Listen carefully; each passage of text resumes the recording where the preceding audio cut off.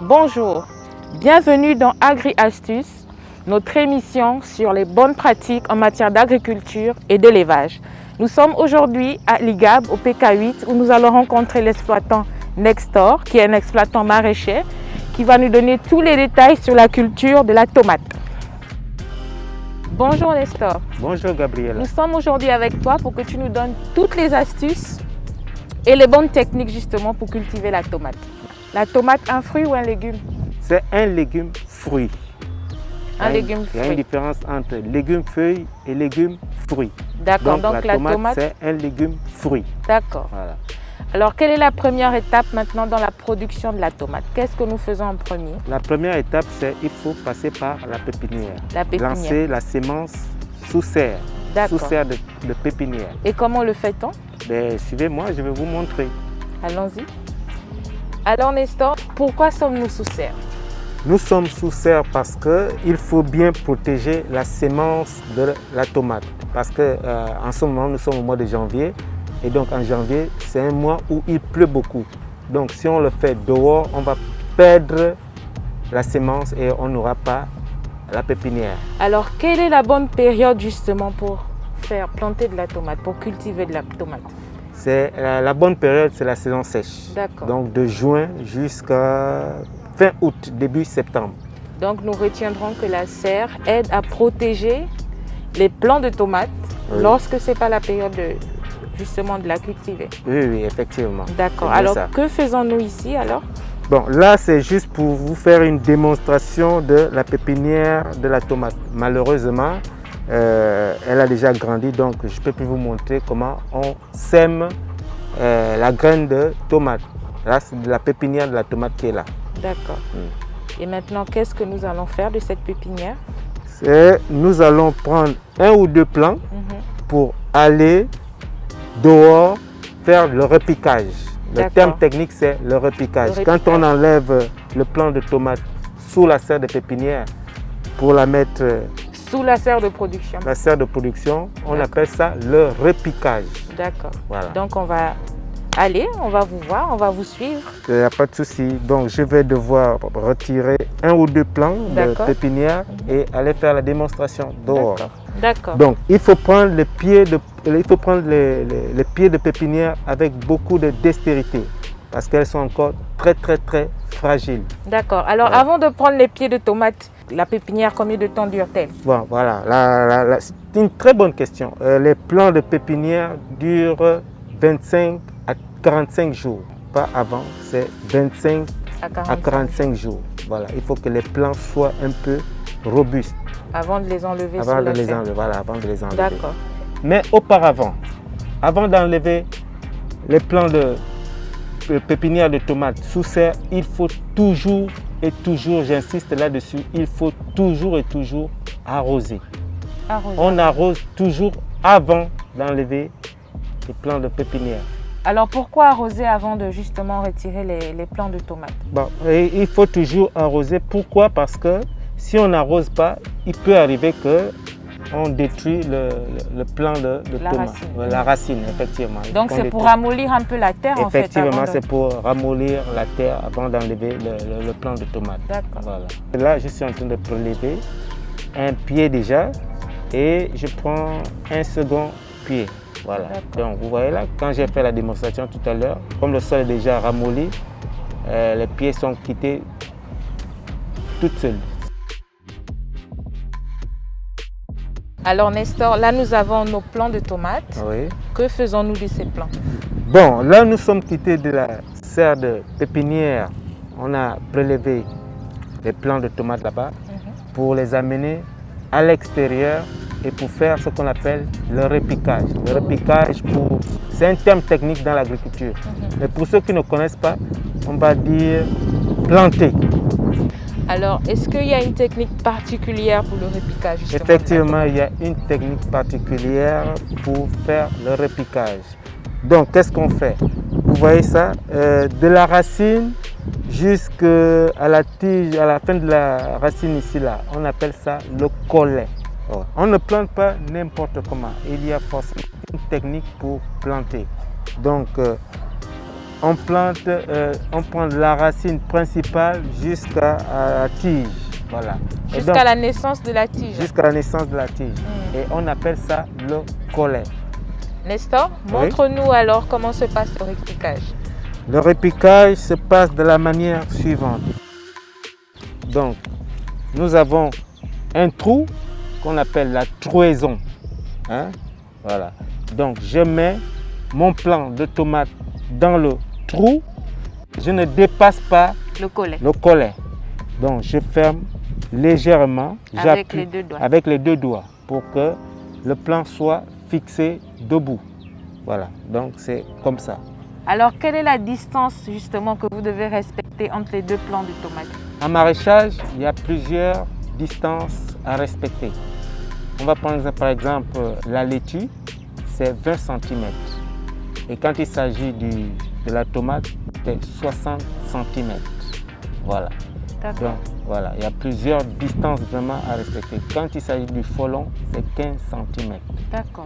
Donc, pour chaque plant, il y a une distance bien précise à respecter. Oui, pour chaque variété de légumes, il y a une distance forcément à respecter. Voilà. Toutes les racines doivent rentrer dans jusqu'au collet. Voilà, toutes les racines doivent rentrer dans le sol jusqu'au collet. J'insiste là-dessus, jusqu'au collet. Voilà. Après, j'appuie avec les deux doigts comme ça là. Et après, on fait un léger arrosage. Vous insistez sur le terme léger. Parce que si vous arrosez abondamment, le plant va forcément se détruire parce qu'il est encore très varié. C'est comme un nourrisson. Un nourrisson, quand il vient de naître, on le lave avec beaucoup de docilité. Voilà, c'est pareil. D'accord. Donc, je vous laisse me montrer. Voilà, respectez le collet. Le collet, surtout, il faut bien respecter le collet. Voilà, là, après on fait un léger arrosage. Le léger arrosage consiste à faire ceci. Alors cet arrosage-là a pour but justement que la pépinière ne meure pas, c'est ça? Oui, pour que la pépinière ne meure pas, parce qu'on vient de l'enlever dans un milieu de naissance pour un autre milieu. Croissance. De croissance, voilà. Parce que là, si on ne le fait pas, il va être stressé. D'accord. Voilà, effectivement. Bon, alors là, la prochaine étape, c'est quoi? Pendant combien de temps ces plants de tomates vont rester sur la planche avant justement la production? Normalement, c'est 1 mois de croissance et 1 mois de production, de récolte, autant pour moi. 1 mois de croissance, un mois de production. Donc, récolte. Ces plants de tomates là vont rester là pendant 2 mois encore avant de produire. Oui. Alors là, nous sommes devant nos tomates. Oui. Elles sont bien grosses, elles ont bien mûri pour certaines. Oui. Alors, à ce niveau-là, on n'arrose plus? Non, à ce niveau-là, on n'arrose plus. Elles sont déjà mûres, elles sont déjà matures. D'accord. Donc, on ne peut plus arroser. D'accord. Est-ce qu'il y a une technique particulière pour les cueillir ou on peut juste les prendre comme bon nous semble? Bon, on va dire qu'il y a 2 techniques pour les cueillir. D'accord. La technique commerciale et la technique domestique. C'est-à-dire, est-ce que vous pouvez nous donner un peu Oui, je vais m'expliquer. La technique commerciale consiste à la cueillir mûre. Semi-mûre. Voilà. D'accord. Ça, c'est la technique commerciale. Parce qu'elle ira mûrir au magasin. Sur les étalages. Donc, il faut la cueillir semi-mûre comme ça. Comme celle-ci. Voilà. Maintenant, la technique domestique, les clients aiment déjà le fruit qui est déjà bien rouge. Voilà, parce que tout de suite, elle va aller à la cuisson. D'accord. Voilà, ça c'est la technique domestique. D'accord. Voilà. Et donc pour la cueillette, on les tire seulement? Oui, on les tire seulement. D'accord. Vous tirez seulement. Et après, est-ce que ces plants de tomates, vous allez encore les exploiter? Est-ce qu'ils vont encore produire d'autres fruits ou c'est une fois unique? Non, vous savez, dans toute chose, il y a ce qu'on appelle fin de cycle. Hein? Voilà, donc il y a un fin de cycle qu'il faut respecter. Après les 2 mois, il faut automatiquement les enlever pour mettre autre chose. D'accord. Voilà. D'accord. Donc c'est 2 mois ou en gros 2 mois et demi, pas plus. D'accord. Ça ne va pas au-delà de 3 mois. D'accord. Vous-même, vous allez même constater par le feuillage que le feuillage va commencer À sécher. à sécher. Voilà. D'accord. Alors, est-ce que vous faites face souvent à des pertes? Est-ce que vos tomates sont souvent sujettes à des maladies et quel genre de maladies? Oui, on fait face à des pertes, surtout pour ceux qui cultivent la tomate hors abri. D'accord. Ils font face à des pertes énormes. Quand ce n'est pas la saison justement de quand la tomate. Quand ce n'est pas la saison, ils font face à d'énormes pertes. Mais par contre, moi, je ne fais pas d'énormes pertes parce que moi, j'ai construit des serres de production et donc moi, je produis sous serre. Et là, on produit à toute période, voilà, à tout mois de l'année. À tout moment, toute saison. Toute donc saison, je fais toute saison, je produis de la tomate. Et donc quand les gens viennent me regarder ici, ils savent qu'ils vont chez M. Nestor. La deuxième question, c'est est-ce qu'on fait face aux maladies? Effectivement, on fait face aux maladies. Quel genre de maladie justement? Je suppose que ce n'est pas la même maladie qu'un manguier pourra avoir ou je ne sais pas, un arbre au fruitier autre que les tomates. Non, non, ce n'est pas les mêmes maladies, mais la tomate est un légume-fruit très fragile.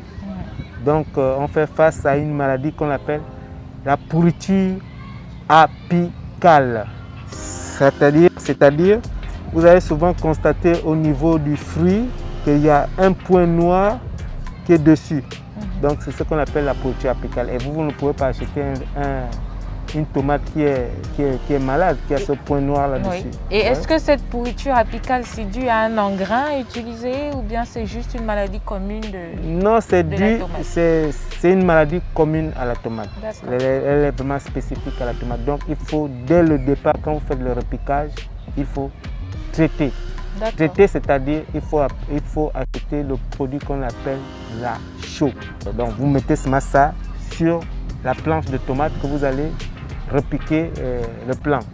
Voilà, donc c'est une poudre spéciale qu'on achète à la gabonaise de chimie. Malheureusement, nous n'avons pas eu le temps justement de voir cette étape-là. Oui.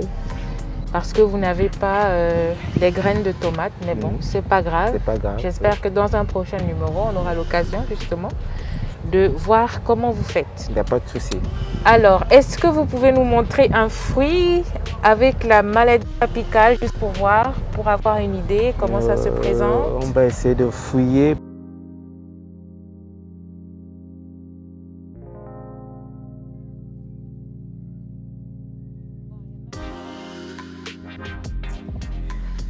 Ben, Gabriela, malheureusement, je n'arrive pas à trouver un fruit de tomate qui a la pourriture apicale.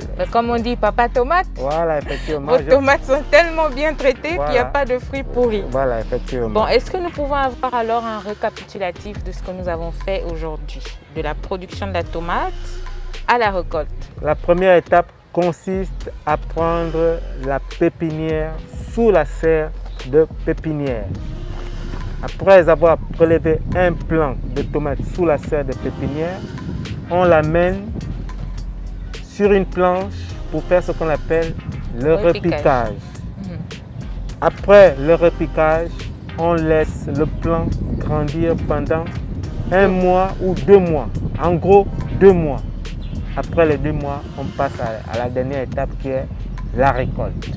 Donc voilà en gros les 3 grandes étapes qui concernent l'exploitation de la tomate. Effectivement. Mais n'oubliez jamais qu'il faut toujours arroser. Si vous n'avez pas le temps d'arroser le matin, il faut moins arroser le soir. Voilà. Mais il est recommandé d'arroser matin et soir. 2 fois par jour. 2 fois par jour. Voilà. Donc ce sont les 3 grandes étapes pour réussir une bonne production de tomates. Merci Monsieur Nestor de nous avoir reçus aujourd'hui. Alors, est-ce que vous avez un mot de fin? Effectivement, j'ai un mot de fin. Tellement simple, c'est de dire à nos confrères gabonais, à tous les usagers que ici au Gabon, on produit de la tomate. Venez seulement au niveau du Ligad au PK8, vous allez avoir de la tomate made in Gabon et de la tomate bien faite et très moins chère. Merci de nous avoir suivis aujourd'hui. Moi, je vous donne rendez-vous dans un prochain numéro d'Agri Astuces la semaine prochaine. Merci.